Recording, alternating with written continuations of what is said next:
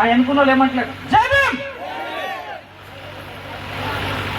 మిత్రులారా, బహుశా ఇది 1993 అనుకుంటా, అండి చిన్న ఉంటాడు, 92. మేము అప్పుడు నేను 8th క్లాస్ 9th క్లాస్ అవుతుందండి అన్నా. పిఎస్పి స్టార్ట్ అయింది. అప్పుడు ఆశన్న కాక మా డాకూర్కి వచ్చి మాకు బాబాసాహెబ్ని పరిచయం చేసింది నాకు ఆశన్న కాకనే. నేను అప్పుడు 9th క్లాస్ చదువుతున్నా. ఈరోజు అయితే పండగ చేస్తున్నాం ఇక్కడ. బహుశా ఇక్కడ ఉన్న వాళ్ళు చాలామందికి ఈడ అంబేద్కర్ విగ్రహం ఏర్పాటు చరిత్ర తెలియకపోవచ్చు. పోరాడి సాధించుకున్న స్థలం మీద. ఆ రోజు దాకా కూడా నాకు కులం తెలియదు. ఆ రోజు ఇక్కడ అంబేద్కర్ విగ్రహం కోసం, అంటే ఇప్పుడు అంబేద్కర్ విగ్రహం అంటున్నాం కానీ ఆయన నీలి జెండా ఎగిరేయడం కోసమే పోరాటం జరిగింది. ఆ తర్వాత కాంశీరామ్ గారు కూడా ఈ ఊరికి వచ్చారు. కాంశీరామ్ కాలనీ ఆయన్ని ఓపెన్ చేశారు. ఆ రోజు మాలా మాదిగా అనే తారతమ్యాలు అల్లాదుర్గు గ్రామంలో నాకు కనపడలేవు. ఆ రోజు ఓన్లీ షెడ్యూల్ కులాలు, దళితులు మాత్రమే కనపడ్డారు. ఆయనలో యూనిటీ. గడికాడ పోయి యుద్ధం చేసిన మాల మాదిగలు ఇలా బాబాసాహెబ్ విగ్రహాన్ని తీసుకొచ్చారంటే చాలా గర్వంగా అనిపించింది నాకు. రాత్రి ఈ టైం తెలిసి, అరే నేను ఇంత పెద్ద పోరాటం జరిగినప్పుడు నేను సైకిల్ వేసుకొని డాకూర్కి వెళ్ళి ఇక్కడ జెండా పోరాటం జరుగుతుంటే చూడడానికి వచ్చిన. అట్లాంటి జాగాలలో బాబాసాహెబ్ అంబేద్కర్ నా దేవుడిని ఈ గ్రామంలో ప్రతిష్ఠిస్తున్నారు. సరే నన్ను పిలవలే, మర్చిపోయారు. నేను చాలామందికి ఫోన్ చేసిన. మోహన్ అన్న కూడా రాత్రి చేస్తే అప్పుడు 12 లేపలేడు. రాత్రి 1 గంట వరకు ఈ అల్లాదుర్గులో ఉన్న ఒక 50 మందికి నేను ఫోన్ చేసిన. నన్ను ఎట్లా మర్చిపోయారు మీరు అని అడిగిన. చాలామందికి చెప్పిన, ఇది మీ ఇంట్లో పండగ అయితే అడగకుంటుంది, ఇది బాబాసాహెబ్ పండగ, ఇది యావత్ ప్రపంచం అంతా జరుపుకుంటున్న పండగ. ఈడ జరుగుతున్న అంబేద్కర్ విగ్రహ ఆవిష్కరణలో నేను పాల్గొనే నా హక్కు ఉన్నది. నా హక్కుకు ఎవడైనా అడ్డం వస్తూ ఊరుకునేది లేదు. నన్ను ఎందుకు విలువలేదు అని అడిగిన. నాది అల్లాదుర్గు గ్రామం కాదు. అంబేద్కర్ విగ్రహం మీ ఊళ్ళో లేకపోతే నాకు ఈతో సంబంధమే లేదు. నా దేవుని మీ గ్రామంలో పెట్టినప్పుడు ఇది నా ఊరు, లేకపోతే మీరు ఎవరో. నిజంగా మీరు అంబేద్కర్ వారసులుగా అంబేద్కర్ కుటుంబంలోకి వస్తే కేవలం మీరు అంబేద్కర్ భక్తులు మాత్రమే. మీరు బాబాసాహెబ్ అంబేద్కర్ విగ్రహానికి భక్తులు మాత్రమే. ఎందుకు అంటున్న భక్తులు అంటే మీరు అంబేద్కర్ వారసులు కాదు.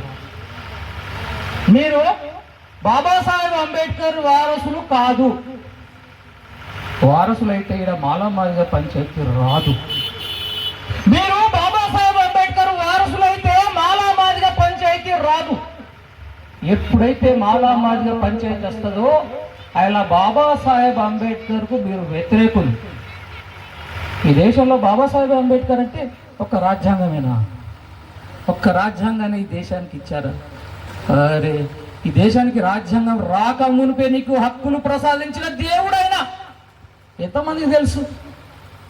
ఊరు అవతలలో ఉన్న మిమ్మల్ని ఊళ్ళలో ఉంచాలని, విద్యకు దూరం ఉన్న మిమ్మల్ని, సాంఘిక దురాచారాలలో దూరంగా ఉంచిన మిమ్మల్ని బ్రిటిష్ ప్రభుత్వాలతో పోరాడి ఈ దేశానికి స్వతంత్రం ఇస్తే ఈ స్వతంత్రంలో మా దేశ బహుజనుల యొక్క స్థానం ఏడాని బ్రిటిష్ వాడిని నిలదించిండు. ఈ దేశానికి స్వతంత్రం రాకముందే స్వతంత్రంగా యుద్ధం చేసిన వీరుడు బాబాసాహెబ్ అంబేద్కర్ గారు. మరి ఆయన ఒక్క రాజ్యాంగమే కాదు, హక్కులను వీళ్ళకు చట్టాలుగా చేస్తే ఆ చట్టాలు ఇవాళ దేశంలో అమలు కాకపోతే ఈరోజు ఉన్న ఒక్కళ్ళన్న కనీసం బాబాసాహెబ్ ఏమిచ్చాడు? ఆయన మనకు రాజ్యాంగం ఇచ్చింది. రాజ్యాంగంలో ఏముంది?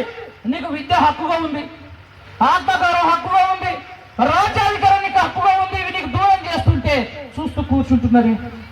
ఎక్కడో దళితుల మీద దాడి జరిగితే ఇక్కడ నాకేం సంబంధం అంటున్నారే, ఎక్కడో పురాతన విలువల మీద దాడి జరిగితే నాకేం సంబంధం అంటున్నారు.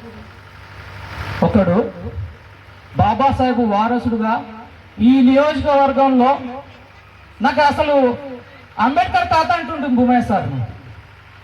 భూమయ్య సార్ అన్న చాలా రోజుల తర్వాత తెలుసు నాకు. ఈ సమాజంలో మైక్ పట్టుకొని మాట్లాడేటప్పుడు భూమయ్య సార్ అని తెలిసిపోతుంది కూడా. భూమయ్య సార్ మేము అంబేద్కర్ తాత అంటుంటుంది. అనేక గ్రామాల పంతులు అయ్యింది కూడా బాబాసాహెబ్ను గ్రామాన ప్రచారం చేసిన భూమయ్య సార్ కొడుకు క్రాంతన్న ఇక్కడ ఎమ్మెల్యేగా పోటీ చేస్తే పరిచయం. ఎందుకు ఇవన్నీ చెప్తున్నాం అంటే, ఒక్కరోజు విగ్రహం పెడతాం, భక్తులుగా ఉంటాం. ఏ రోజైతే బాబాసాహెబ్ ఆశయాల కోసం నిరంతరం మనం మాట్లాడుతాం, ఆచరిస్తాం. ఆయన ఆశయాలు ఏంటి అంటే ఏమంటాయని తెలుసా?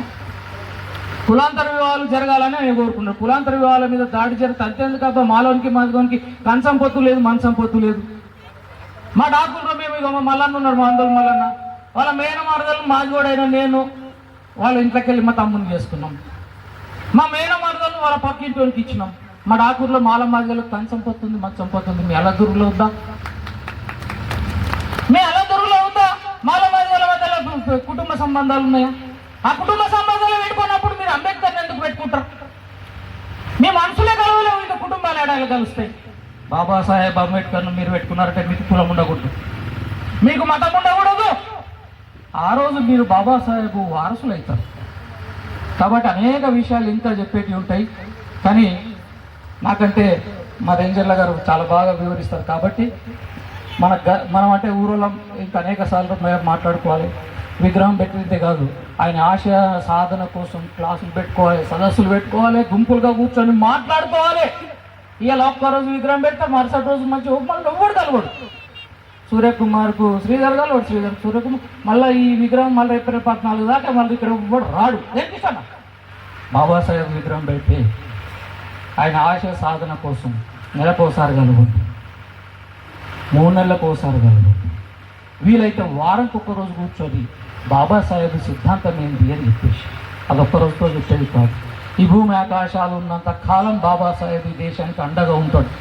కాబట్టి ఆ బాబాసాహెబ్ని తీసుకొచ్చిన మీరు ఆయన వారసుడిగా, భక్తులుగా కూడా ఆశయ సాధనలు సైనికులుగా రావాలని కోరుకుంటూ జై భీమ్.